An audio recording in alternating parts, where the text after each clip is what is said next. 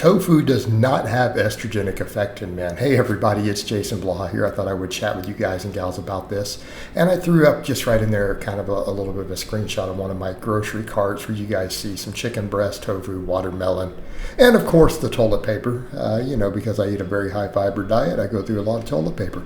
All right, that aside, let's talk a minute about the tofu. This is one of those things where if you look at the studies, you look at the meta-analysis and all of that, it's very clear that the idea that tofu has negatives to testosterone or estrogenic effects in men is based on some really old, poorly done studies, and the current data shows that this is simply not the case.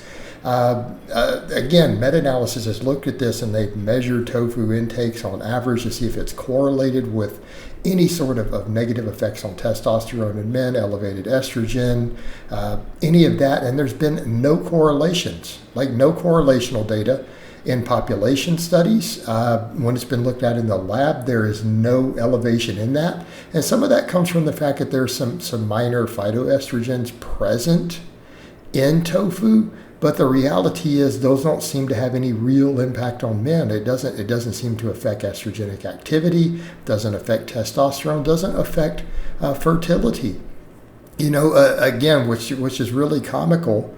All right, again, without going into deep data that obviously debunks it, some common sense would dictate this for a minute. What cultures on earth eat tofu? Okay. Stop and think about that. Again, setting aside all the science and data debunking it, use some common sense, people. Who eats tofu? Like if you were to name a big, massive country that produces enormous amounts of tofu, again, kind of where it originated would be China. All right, they eat more tofu than anybody else on earth. Okay?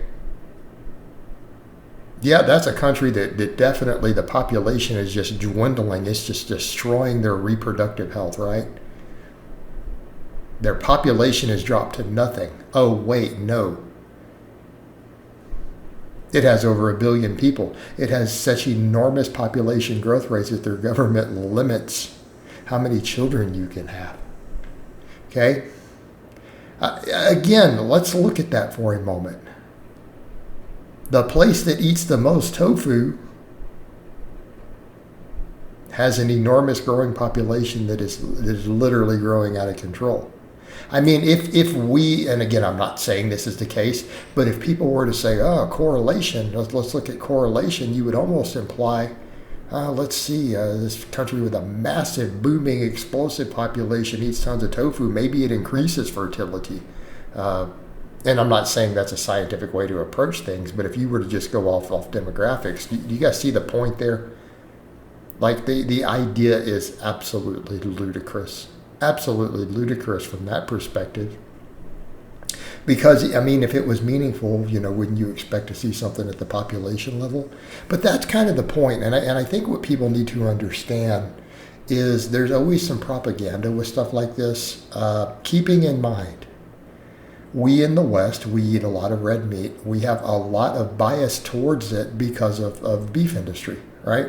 And I am no exception historically. My family were original ranchers. I've worked on a ranch, not a big ranch. So when I say that, I don't want people to think that I meant a full-time rancher. No, I worked a day or two a week on family ranch, and my dad owned half of it, right?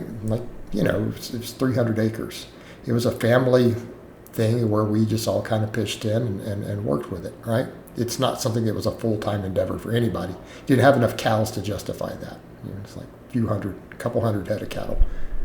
But my family were ranchers, and obviously we ate tons of red meat. We also had enormous amounts of heart disease in my family, right? All of my dad's brothers and the male family members all had their first heart attack before 50, except myself and one of my first cousins, And we were both athletes and lifters. But there is that to consider. We have this bias, and keeping in mind, you do see meat and red meat and beef and pork industries in the U.S. do push a lot of myths. They do push a lot of studies, and they've been caught kind of doing that, funding studies that say, these things aren't correlated with diabetes when all the other studies show they are. right? All around the world, we see not only correlations, high correlations between, say, saturated fat and red meat intake and diabetes, perfect example. We know the mechanisms from studies in the metabolic world. Like we can measure in the body why it causes it.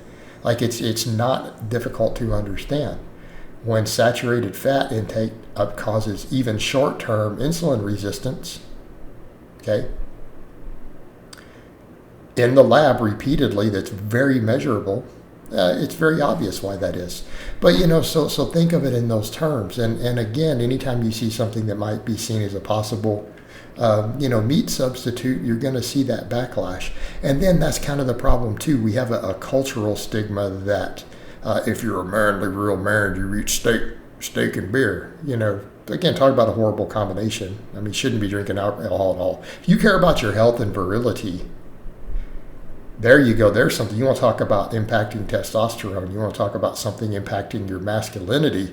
Alcohol. Absolutely. Enormous negative impact besides the fact that it'll kill you. But I mean, it's this, think about that, this idea that we then have, and then maybe smoke a cigar, a beer, a steak, and a cigar. Crap's killing you guys. All right, that's killing you.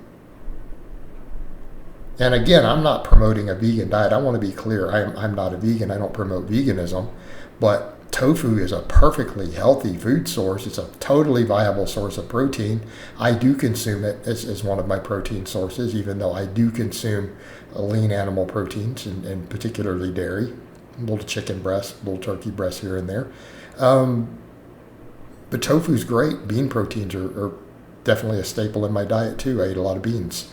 So it's perfectly fine. And then when you look at data, it's actually correlated with things like improved prostate health. Tofu seems to actually lower risk of prostate cancer. So when we start talking about men's health, it's beneficial. I would actually recommend that men consume tofu at least a couple times a week based upon the data. It's one of the better protein sources. Okay. As far as plant-based, it's pretty much up near the top. It's almost as good right there as meat in terms of bioavailability, and meat's not even the best, by the way. Great bioavailability, comes with some extra fiber, other nutrients, and it's beneficial to men's health, right? Tofu is part of a healthy diet.